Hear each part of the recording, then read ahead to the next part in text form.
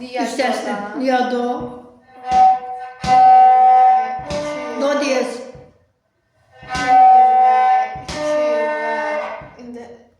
Ya do mi?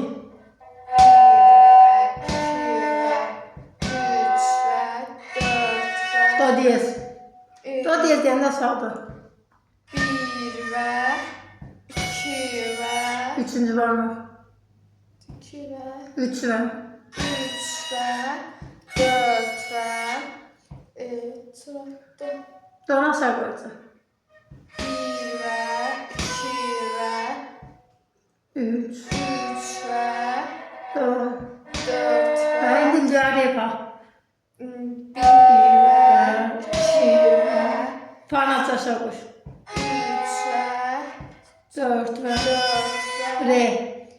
1 ve sıra Parmak aşağı koy. 2 ve Parmak çok aşağı koydun. Biraz yukarı. 2 ve 3 ve 4 Yo yo. Re yapardım. 3 ve 4 ve İlyas Tanrık'ta. Ya re yapar. Gönder re'yle. Benim gitti. Oradan hiç olmaz. Bir de çal. 4 ve desem de yo yo oradan çalma. Arkaya kaydırsan usta. Bura 4 falan. 4 ve de. 4 ve ikincisinde re'den gir. Re, ya. 1 ve Ya. Ve düzü fa. Parmak aşağı. 3 ve Re, 4. 4 ve Düzdür. İndi 4 ve burada da dayanır.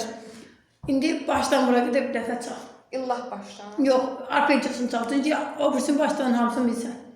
1 ve 2 ve 3 ve 4 ve 5 ve Yox 5 və 1 və İyi Allah 1 ve 4 2 və 2 ve 3. 3 Üçüncü barmaq.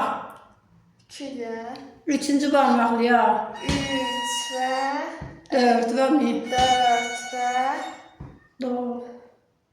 1 ve 2 ve 3 ve Və 4. 4 ve İndi ya refa. 1 ve 2 ve Rena biraz yukarı koy. Falan aşağı koydun. Sen koydun. Get İlcaya tezden. 1 ve Rena yukarı koy. Bak parmağı orada. 2 ve 3 ve 4 ve 5 Şimdi 5 ve yoktu. 4 ve başa git. Şimdiden karıştırırsan. Hiç olmaz. 1 ve İkinci parmak yok. Üçüncü parmak. ha ikinci arpejyon evet. Ha, 3 parmağı kaldır yukarı. 1 ve 2 ve Parmağı yukarı koy. 3 ve 4 ve 5 ve Hiç yoktu. Tezden baştan başa. Allah benim 1 Lia refa çalasan. Hiç ne yoktu ortada. ve 2 ve 1 ve 2 ve 3 ve 4 ve Ready. 1 ve 2 ve 3 ve 4 ve Re'ye git. 4 ve Re'ni biraz yukarı koy. Mi koymuşsan? Yukarı koy Re'ni.